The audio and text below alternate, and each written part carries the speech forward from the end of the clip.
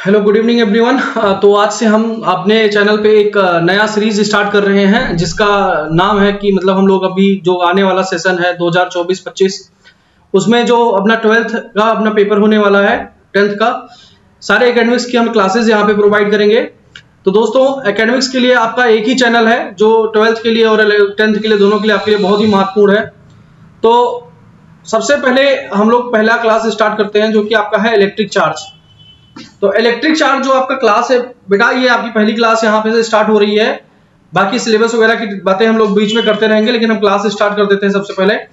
तो सबसे पहले इलेक्ट्रिक चार्ज होता क्या है इसकी जानने के लिए कि ये इलेक्ट्रिक चार्ज जो है प्रॉपर्टी एसोसिएटेड विद मैटर होता है, जिसकी वजह से जैसे मान लीजिए कि अगर कोई मैटर है, इसके अंदर एक कुछ चार्ज होंगे जिसकी वजह से इसके पास एक मैग्नेटिक फील्ड और इलेक्ट्रिक फील्ड, ये दोनों फील्ड्स जनरेट होती हैं। तो क्या बोल सकते हैं कि इलेक्ट्रिक चार्ज जो आपका है एक ऐसा प्रॉपर्टी है, इलेक्ट्रिक चार्ज जो कि किसी भी मैटर में होगा जिसकी वजह से उस मैटर में एक मैग्नेटिक फील्ड और एक इलेक्ट्रिकल फील्ड इफेक्ट जो है जनरेट हो जाएगा।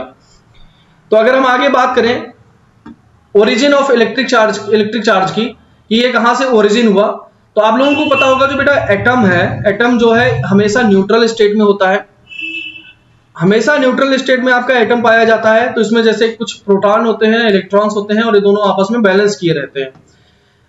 तो बात ये है सीधी सी कि अगर नंबर ऑफ प्रोटॉन बढ़ जाते हैं दैट मींस कि इलेक्ट्रॉन यहां से गायब हो गया। अगर नंबर ऑफ प्रोटॉन बढ़ जाते हैं तो लॉस ऑफ इलेक्ट्रॉन हो गया। मतलब अगर नंबर ऑफ प्रोटॉन बढ़ा तो मतलब इसका हो गया कि इलेक्ट्रॉन यहां से गायब हो गया। इलेक्ट्रॉन गायब होने की वजह से जो मास होता है वो बेटा डिक्रीज हो जाता है। तो मास अगर डिक्रीज हो जाएगा तो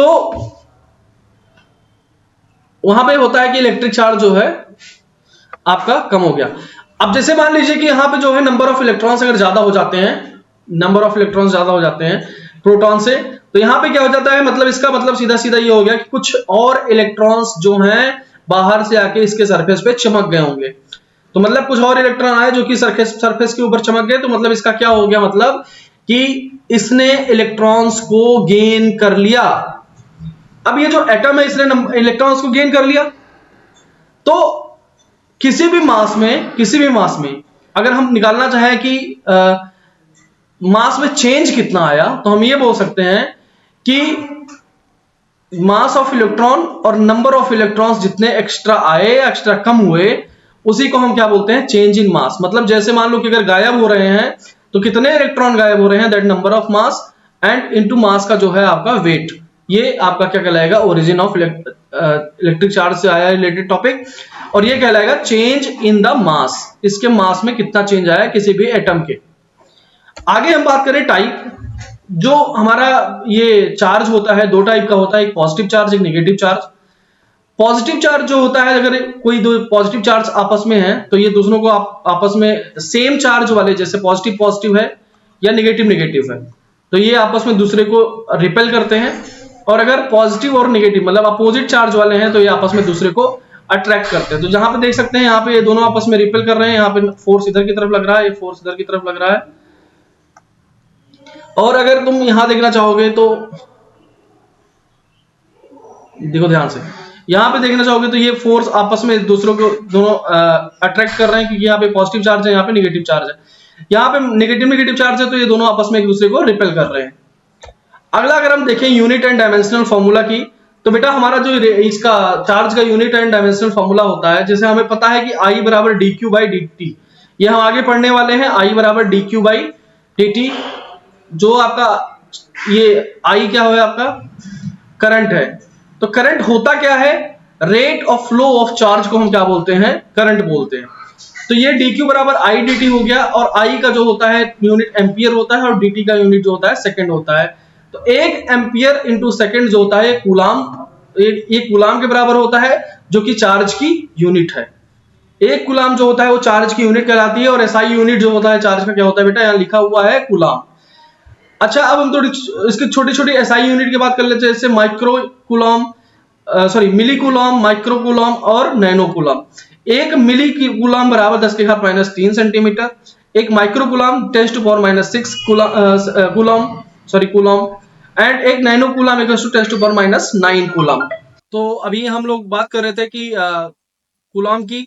अभी हम बात करते हैं इसके सीजीएस यूनिट की। जो सीजीएस यूनिट होता है इसका होता है स्टैट कूलॉम, या इसको बोलते हैं ईएसयू।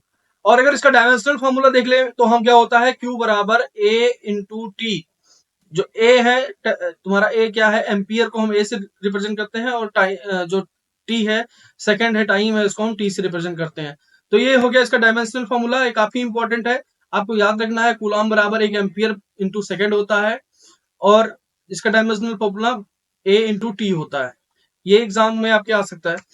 अगला है पॉइंट चार्ज। पॉइंट चार्ज क्या होता है, एक फाइनाइट साइज या बॉडी का पॉइंट चार्ज। जैसे मान लीजिए पॉइंट चार्ज जैसे फाइनाइट साइज का एक बॉडी होता है, वो क्या है, एक चार्ज के जैसे बिहेव कर सकता है। और फॉर एग्जांपल जैसे isolated charge shape behaves like a point charge. जैसे आइसोलेटेड शेप का स्फीयर जो है, ये पॉइंट चार्ज जैसे बिहेव कर सकता है at very large distance as well as very small and close to its surface. जैसे मान लीजिए बहुत बड़ा सरफेस है, बहुत बड़ा दुनिया है, उसमें से एक छोटा सा स्फीयर जो है एक पॉइंट चार्ज के जैसे बिहेव कर सकता है। कुछ खास नहीं है। जैसे मान लो कि ये पूरी अर्थ है, उसमें एक बहुत अर्थ के अंदर एक बहुत छोटा सा आपने स्फीयर लिया। इस स्फीयर को हम क्या बोल सकते हैं, बहुत छोटा पॉइंट सा दिखेगा, तो ये स्फीयर पॉइंट जैसा बिहेव कर रहा है, तो इसको हम क्या बोल सकते हैं कि पॉइंट चार्ज है। अगर हम बात करते हैं प्रॉपर्टीज ऑफ चार्ज की, तो चार्ज की प्रॉपर्टीज जो है बहुत ही इंपॉर्टेंट है। आपको प्रॉपर्टीज आपको एग्जाम में पूछा जा सकता है कि define charge and elaborate about the properties of charge. तो सबसे पहले चार्ज इज ट्रांसफरेबल। चार्ज को हम ट्रांसफर कर सकते हैं। मान लो कि एक बॉडी आपके पास यहाँ पे है, दूसरी बॉडी यहाँ पे है। अगर आप इस बॉडी से दूसरी बॉडी की तरफ चार्ज देना चाहते हैं, जैसे कि मान लो बैटरी हम चार्ज करते हैं, तो उधर से उधर हम चार्ज दे देते हैं, इसको इलेक्ट्रॉन्स दे देते हैं, तो वहां से हम चार्ज को क्या कर सकते हैं, ट्रांसफर कर सकते हैं। If a charged body is put in the contact with uncharged body becomes charged due to the transfer of electrons। मतलब मान लो कि ये तुम्हारी चार्ज बॉडी थी और ये अनचार्ज बॉडी है, तो अगर इसके कांटेक्ट में आप लाके रख देंगे तो यहाँ से इलेक्ट्रॉन इधर की तरफ ट्रांसफर हो जाएंगे, और इलेक्ट्रॉन का ट्रांसफर होना ही क्या कहलाता है कि जो कोई बॉडी थी अनचार्ज बॉडी, वो चार्ज हो गई। Charge is always associated with mass. इसका सीधा सीधा मतलब ये है कि अगर मास नहीं होगा तो चार्ज नहीं होगा। ऐसा नहीं जरूरी है कि अगर मास है तो उसके पास चार्ज होना ही चाहिए। इसका वाइस वर्सा सही नहीं है कि अगर मान लेते हैं कि तुम्हारे पास अगर भाई साहब चार्ज है, दैट मीन्स वो किसी ना किसी मास के ऊपर 100% होगा। लेकिन ऐसा नहीं होता है कि अगर तुम्हारे पास कोई मास है तो तुम्हारे पास चार्ज होगा। मास क्योंकि न्यूट्रल भी रह सकता है ना न्यूट्रल, हाँ बिल्कुल रह सकता है। तो मास जो है न्यूट्रल रह सकता है, मास के पास चार्ज जीरो हो सकता है कि यहाँ पे कोई भी इलेक्ट्रिक चार्ज नहीं है, लेकिन कोई भी चार्ज बिना मास के एग्जिस्ट नहीं करेगा। तो ये बात समझ लो कि charge is associated with only mass. Charge is conserve. मतलब क्या होता है कि चार्ज जो बेटा होता है वो कंजर्व होता है, चार्ज को खत्म नहीं किया जा सकता, बस इसको ट्रांसफर कर सकते हो। मान लो कि जैसे यहाँ पे दिखाया गया decay of radio active, radio active का जो डिके दिखाया गया, यहाँ पे यूरेनियम था, यूरेनियम से थोरियम बन रहा है और अल्फा पार्टिकल निकल रहा है, हीलियम 2 हीलियम 4 को हम बोलते हैं अल्फा पार्टिकल। तो यहाँ पे देखो, अब जैसे यहाँ पे इसके पास 92 जो है इसका चार्ज था, यहाँ से ये 90 थोरियम ले गया और 2 जो है हीलियम के पास चला गया। दैट मीन्स ये 90 92 और बराबर 90 प्लस 2, ये बट तो गया 90 में और 2 में, लेकिन है तो बराबर ना 92 बराबर 92। तो क्या कह सकते हैं कि charge can neither be created nor be destroyed. Charge को कभी भी क्रिएट नहीं किया जा सकता और कभी भी डिस्ट्रॉय नहीं किया जा सकता, बस इसको एक जगह से दूसरी जगह पे ट्रांसफर किया जा सकता है। तो हम यहाँ पे क्या बोल सकते हैं, सीधी सी बात, कि चार्ज जो होता है हमेशा कंजर्व होता है। अगली अगर हम बात करते हैं कि charge produces electric field and magnetic field, ये बहुत ही इंपॉर्टेंट स्लाइड है आप लोगों के लिए। इसको अगर समझ लिया तो बहुत ही अच्छा हो जाएगा आपके लिए। देखो, अगर चार्ज बेटा स्टेबल कंडीशन में है, आपका जो फिजिक्स है जो 12th की, वो 2 पार्ट्स में डिवाइडेड है। एक है जब आपका चार्ज मूव नहीं करेगा, चार्ज रुका रहेगा, वहां पे आपका चैप्टर हो जाएगा इलेक्ट्रोस्टैटिक्स, इलेक्ट्रिक करंट, कैपेसिटेंस, ये सारे चैप्टर्स आ जाएंगे। जहां चार्ज मूव करने लग गया बेटा, आप सीधा मैग्नेटिज्म में पहुंच जाएंगे। मैग्नेटिज्म में पूरा पार्ट आपका चार्ज में मूवमेंट रहेगा। तो अगर चार्ज स्टेबल है, चार्ज रुका हुआ है, तो वहां पे सिर्फ और सिर्फ एक ही फील्ड होता है जिसको हम बोलते हैं इलेक्ट्रिक फील्ड। यहाँ पे एक फील्ड होता है जिसको बोलते हैं इलेक्ट्रिक फील्ड। अगर चार्ज आपका अगर चार्ज आपका मूव कर रहा है, ये जो से मान लीजिए आपका इलेक्ट्रॉन है, ये मूव कर रहा है, तो इसके पास एक तो इलेक्ट्रिक फील्ड होता ही होता है, इलेक्ट्रिक फील्ड होता ही होता है। दूसरा, इसके पास एक मैग्नेटिक फील्ड भी आ जाता है, एक मैग्नेटिक फील्ड आ जाता है। लेकिन जो ये मूवमेंट है ना बेटा, ये कांस्टेंट वेलोसिटी के साथ है। अभी किस वेलोसिटी के साथ है? कांस्टेंट वेलोसिटी के बाद, दैट मींस इसके पास कोई भी एक्सेलरेशन आपके सामने नहीं है। अगर इसके पास कोई एक्सेलरेशन नहीं होगा, तो इसका मतलब ये है सीधा सीधा कि ये जो चार्ज है, ये चार्ज जो है मूव कर रहा है कांस्टेंट वेलोसिटी के साथ। तो इसका मतलब ये हो गया कि इसके पास सिर्फ और सिर्फ इलेक्ट्रिक फील्ड होगा और मैग्नेटिक फील्ड होगा, वो कोई भी एनर्जी रेडिएट नहीं करेगा। अगर ये कांस्टेंट वेलोसिटी के साथ चलता है तो हमें याद रखना है कि उसके पास तो इलेक्ट्रिक फील्ड होगा, मैग्नेटिक फील्ड होगा, लेकिन वो कोई भी एनर्जी रेडिएट नहीं करेगा। तीसरा केस बनता है कि ये चार्ज मूव कर रहा है और वेलोसिटी जो है कांस्टेंट नहीं है, दैट मींस कि उसके पास एक एक्सेलरेटेड मोशन है। वो जो इलेक्ट्रॉन है, जो चार्ज है, वो एक्सेलरेट कर रहा है। उस टाइम पे जो केस बनेगा हमारा कि इस चार्ज के पास हमारे पास इलेक्ट्रिक फील्ड भी होगा, एक इलेक्ट्रिक फील्ड भी होगा, एक मैग्नेटिक फील्ड भी होगा, एक मैग्नेटिक फील्ड भी होगा हमारे पास। और तीसरी चीज जो हमारे पास बहुत इंपॉर्टेंट आ जाएगी कि वो जो चार्ज है वो कुछ ना कुछ एनर्जी रेडिएट करने लगेगा। अब ये एनर्जी जो रेडिएट होने लगी क्यों हो रही है? क्योंकि जो चार्ज है ना बेटा, वो एक्सेलरेट कर रहा है। अब अगर हम बात करते हैं, देखो ध्यान से देखो इस चीज को। कहते हैं कि जो चार्ज जो है वो हमेशा सरफेस पे रहता है। अब अगर चार्ज सरफेस पे रहता है तो क्या होता है कि जैसे मान लीजिए एक चार्ज है, इस पे निगेटिव चार्ज, जो पॉजिटिव है वो अंदर रहेगा, नेगेटिव चार्ज सरफेस पे रहेगा। अब ये जो चार्ज है ये आपस में दोनों में रिपेल करेंगे क्या? क्योंकि सेम चार्जेज आपस में रिपेल करते हैं। जब चार्जेज ये आपस में रिपेल करेंगे तो ये अपना क्या आपको बढ़ाना चाहेंगे। इसीलिए क्या होता है कि जब सोप बबल को आप थोड़ा सा चार्ज देना स्टार्ट कर देते हैं तो यहाँ नेगेटिव चार्ज आ जाता है, और नेगेटिव चार्ज होने की वजह से दोनों को रिपेल करने लग जाते हैं, जिससे वो अपने सरफेस को एक्सपेंड करना चाहते हैं। इसलिए कहते हैं कि soap bubble always expends on charging. इसलिए कहा जाता है कि सोप बबल को जैसे जैसे आप चार्ज करेंगे वो अपने आप को एक्सपेंड करना चाहेंगे, तो वो एक दूसरे के हमेशा फार्देस्ट डिस्टेंस पर रहना चाहेंगे। मतलब अगर आप किसी बॉडी को चार्ज करते हैं तो वो एकदम मैक्सिमम एक्सपेंड कर जाएगी। मतलब जैसे सोप बबल को आप एक्सपेंड करेंगे तो सोप बबल एक्सपेंड होने लग जाएगा। अब अगला जो हमारा इंपॉर्टेंट चार्ज का प्रॉपर्टी है, ये बहुत ही इंपॉर्टेंट है। इसका नाम है क्वांटाइजेशन ऑफ चार्ज।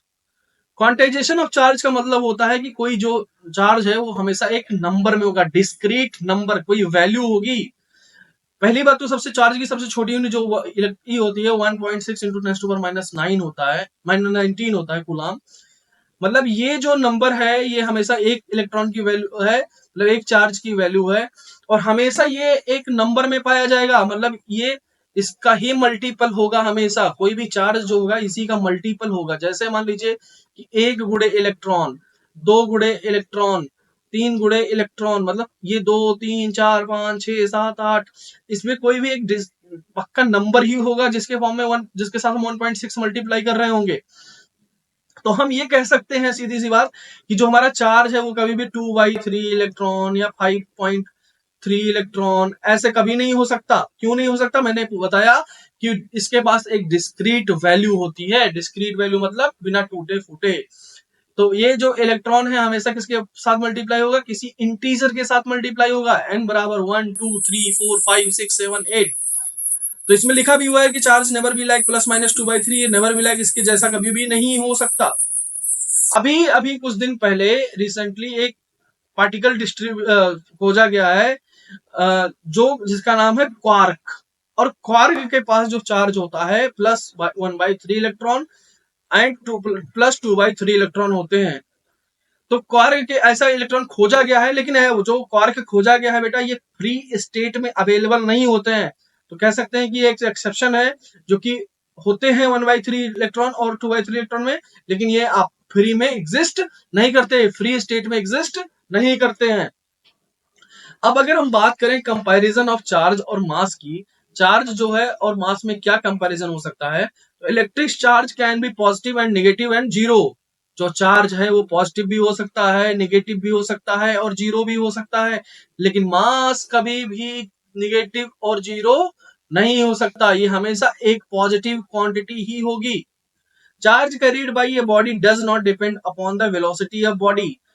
चार्ज जो है वेलोसिटी पे डिपेंड नहीं करता बेटा, लेकिन मास का जो एक फॉर्मूला दिया हुआ था ये वाला, ये मास का फॉर्मूला है जो कि वेलोसिटी पे डिपेंड करता है। मतलब ये है सीधे सीधे वेलोसिटी जो है, अगर वेलोसिटी तुमने स्पीड की वेलोसिटी के बराबर कर दिया, अगर वेलोसिटी तुमने स्पीड की वेलोसिटी के साथ कर दिया तो 1 माइनस सी स्क्वायर बटे सी स्क्वायर, सी से सी कट गया, M not divided by under root 1 minus 1, that means M not divided by 0, और ये इसका मतलब हो गया एम की वैल्यू कितनी आ गई, अनंत। मतलब अगर एक छोटी सी गोली को भी ले जाके तुम इस प्रकाश की वेग से या लाइट के वेग से, स्पीड ऑफ लाइट के बराबर कर दोगे, तो उसका जो मास होगा वो इनफाइनाइट के बराबर हो जाएगा। मतलब वो जिस चीज से टकराएगा वो खत्म हो जाएगा। मतलब ये इस धरती से एक छोटे लेवल की गेंद भी ना बेटा स्पीड की वेग से आके टकरा जाए तो उसका मास जो होगा इनफाइनाइट के बराबर होगा, और उस मास की वजह से ये धरती उड़ के स्वाहा हो जाएगी। तो कह सकते हैं कि चार्ज इज क्वांटाइज्ड, चार्ज हमेशा क्वांटाइज्ड फॉर्म में रहता है, आधा तिहा अढ़ाई नहीं होता है। ऐसे ही quantization of mass is yet to be established. Quantization of mass के बारे में अभी भी कोई ऐसी बात नहीं की गई है, अभी भी बताना है। इलेक्ट्रिक चार्ज हमेशा कंजर्व रहता है, जो बात हम कर चुके हैं already. Mass is not conserved as it can be changed into energy and vice versa. Mass को आप एनर्जी में चेंज कर सकते हैं, जबकि जो हमारा इलेक्ट्रिक चार्ज होता है वो हमेशा कंजर्व होता है। Force between charges can be attractive और रिपल्सिव। मतलब ये चार्ज आपस में अट्रैक्शन लगा सकते हैं, रिपल्सन लगा सकते हैं। जब अनलाइक चार्जेस होते हैं आपस को अट्रैक्ट करते हैं, जब लाइक चार्जेस होते हैं तो आपस में रिपेल करते हैं। जबकि दो मासेस आपस में हमेशा अट्रैक्ट करती हैं, जो मासेस हैं वो आपस में हमेशा अट्रैक्ट करती हैं। तो बेटा आज की क्लास इतनी यहीं तक। Thank you so much. Next class में हम पढ़ेंगे इस चार्ज के बारे में। चार्ज का अगला जो टॉपिक है हमारा कि कैसे कैसे हम चार्ज को जनरेट कर सकते हैं। तब तक के लिए thank you guys so much. Subscribe my channel and we will provide you the best content from from anywhere else. हम आपको बहुत अच्छा कंटेंट देने वाले हैं दोस्तों, तो सब्सक्राइब कर लीजिए।